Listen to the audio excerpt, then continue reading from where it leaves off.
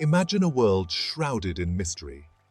Marco Polo, a merchant and explorer, ventured into the unknown and returned to tell his tale. His journey wasn't just about goods. It was an exchange of knowledge, culture, and ideas. His stories, chronicled in the Travels of Marco Polo, ignited the flames of exploration in many, including Christopher Columbus.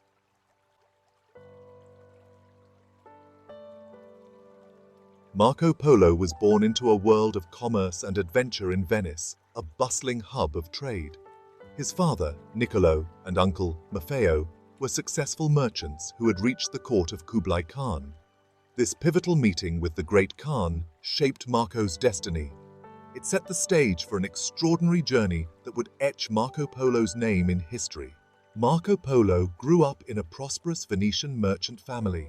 His imagination was ignited by tales from sailors and merchants about distant lands.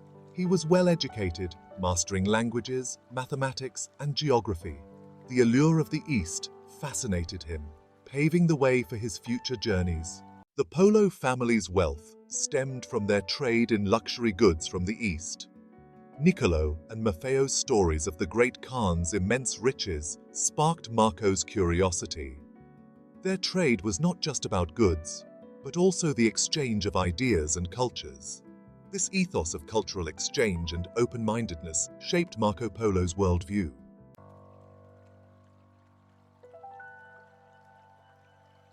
In 1269, Marco's father and uncle returned to Venice with riches and stories. They brought a mission from Kublai Khan. Marco was captivated by their tales of the Khan's court. Little did he know, he would soon embark on this journey, changing his life and history. The Polo's journey was a diplomatic mission for the Khan. Preparation was immense, involving trade goods and provisions. Marco learned from his father and uncle about the cultures and dangers they would encounter. They navigated the political realities of the time, securing safe passage through various territories.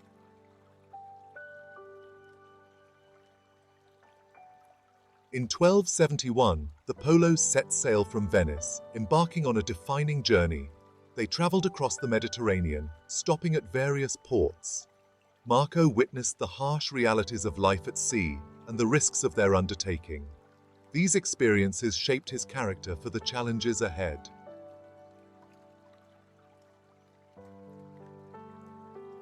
The Polos traveled through the Holy Land, visiting significant Christian sites.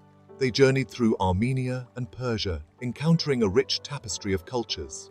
Marco observed the vibrant exchange of goods and ideas along the Silk Road. These experiences expanded his understanding of the world beyond Venice.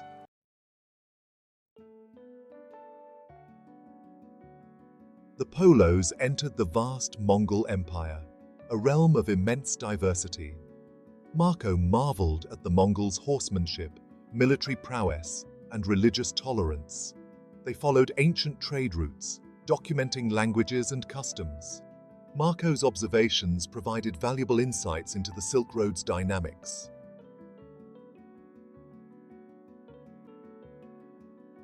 The Polos faced the formidable Pamir Mountains, known as the Roof of the World.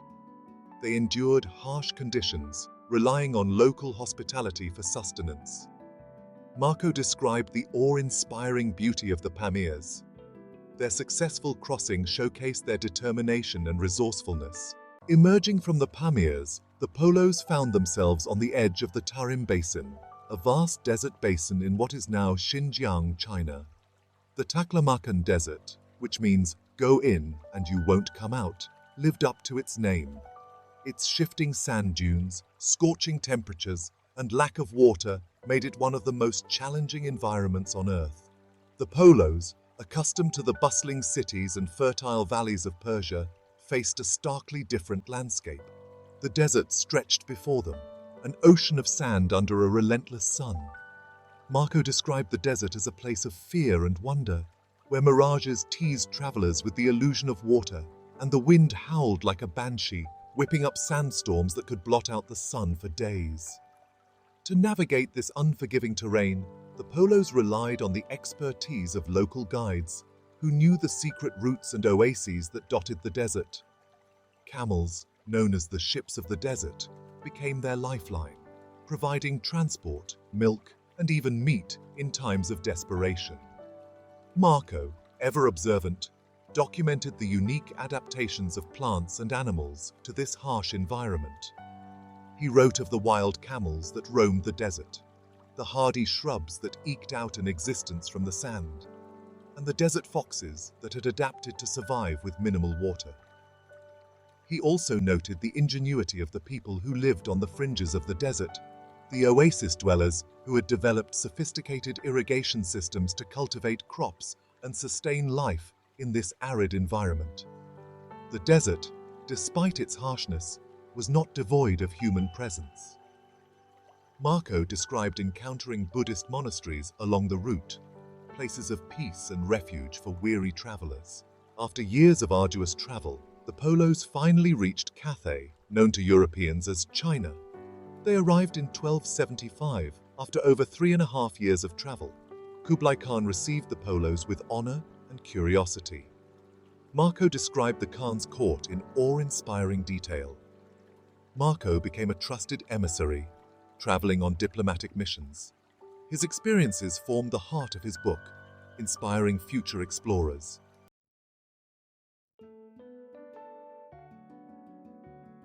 Kublai Khan, a grandson of Genghis Khan, welcomed the Polos into his court. The Khan saw value in their presence. He appointed Marco to various administrative and diplomatic roles. Marco's duties took him to distant corners of the empire.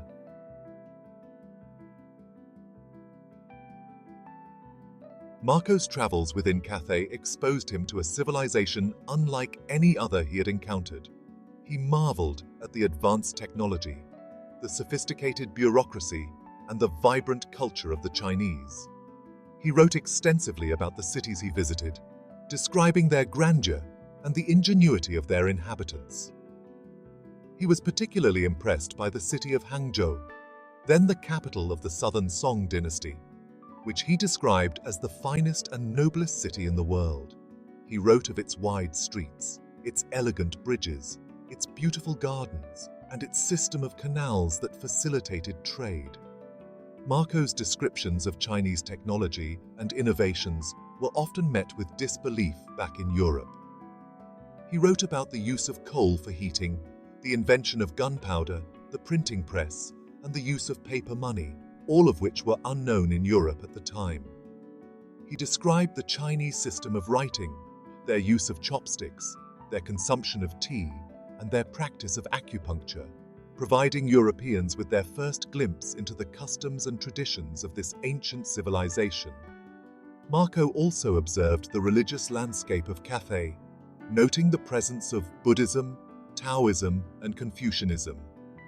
He described the elaborate temples, the rituals and ceremonies, and the impact of these belief systems on Chinese society. His writings, while colored by his own cultural background, offer valuable insights into the religious diversity and tolerance that characterized Kublai Khan's empire.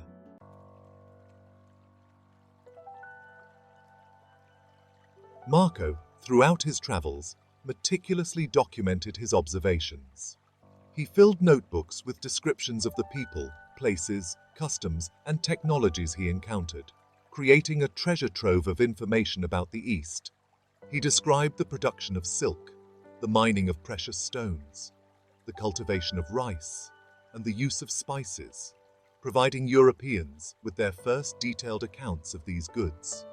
He wrote of strange and exotic animals, such as crocodiles, yaks, and pandas, creatures that seemed like mythical beasts to his European audience.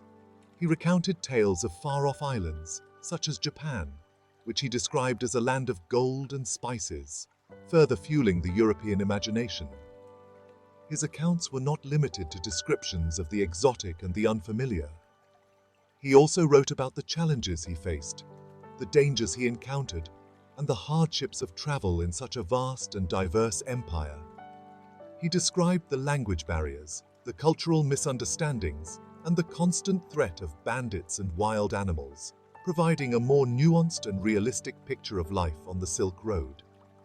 Marco's writings, although sometimes exaggerated or embellished, are a testament to his powers of observation, his thirst for knowledge, and his ability to bridge cultural divides. His tales, upon his return to Europe, would be met with a mix of awe, disbelief, and skepticism, but they would ultimately help to reshape the European worldview, opening their eyes to the vastness and diversity of the world beyond their borders.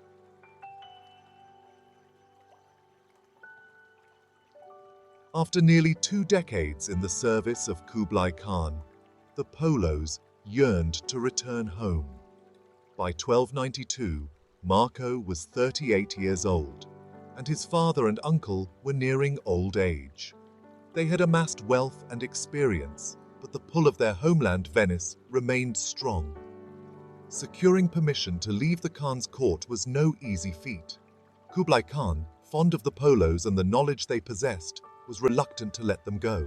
However, an opportunity arose when the Khan wished to send a Mongol princess as a bride to the Persian ruler. The Polos, esteemed for their seafaring skills, were entrusted with escorting the princess on her journey westward. Their departure from Cathay marked the beginning of another epic journey, this time back to the familiar shores of Europe. They sailed from the port of Quanzhou, their ships laden with silks, spices, and other precious goods, along with the princess and her entourage. They sailed through the South China Sea, past the coasts of Southeast Asia, and into the Indian Ocean, following the maritime trade routes that connected the East with the West. Their journey took them through the Strait of Malacca, past the island of Sumatra, and across the Bay of Bengal, where they faced the perils of monsoons and the constant threat of pirates. They stopped at various ports along the way, their travels a testament to the flow of goods and people across vast distances. In 1295, after 24 years, the Polos returned to Venice. The city remained a bustling hub, but much had changed. Marco, now in his 40s, was a seasoned traveler, fluent in multiple languages. His tales, met with awe and skepticism, described vast cities, paper money, and a great Khan. His accounts ignited European interest in the East, planting seeds for future exploration. Despite his wealth, Marco found it challenging to readjust to life in Venice.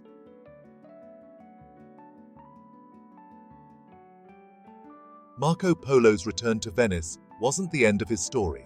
It was the beginning of his lasting impact on history. His tales, initially met with skepticism, slowly seeped into the European consciousness. His book, The Travels of Marco Polo, dictated to a fellow captive while he was imprisoned during a Venetian conflict with Genoa, became a bestseller. It was translated into multiple languages and circulated widely, transporting its readers to the wonders of the Orient. Marco's descriptions of Cathay, with its advanced technology, sophisticated cities, and immense wealth, challenged the European perception of the world. His accounts sparked curiosity and a thirst for knowledge about the East, paving the way for a new era of exploration. One young man, Christopher Columbus, was particularly captivated by Marco's descriptions of Zipangu, the land of gold, which historians believe referred to Japan. Columbus, armed with a copy of Marco Polo's book, set sail centuries later, hoping to find a westward route to the Indies, a journey that would inadvertently lead to the discovery of the Americas. While Marco Polo might not have been the first European to reach China, he was arguably the most impactful in bridging the gap between East and West.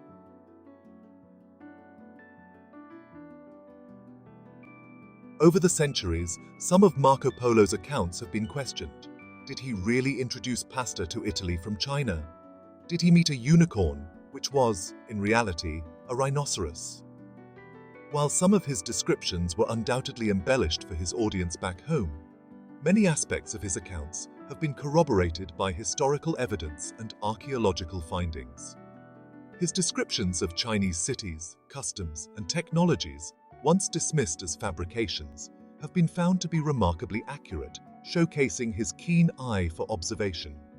The debate surrounding the veracity of all his claims continues to intrigue historians today, adding to the mystique surrounding Marco Polo. What cannot be disputed is the impact of his journey. Marco Polo's true legacy lies in his role as a cultural ambassador. He opened the eyes of Europeans to a world beyond their own, fostering curiosity and challenging preconceived notions about the East. His journey, born from a family legacy of trade and exploration, ultimately transcended the pursuit of wealth and became a testament to the power of human curiosity, resilience, and the desire to connect with other cultures. Marco Polo's story continues to inspire, reminding us that the world is a book, and those who do not travel read only one page.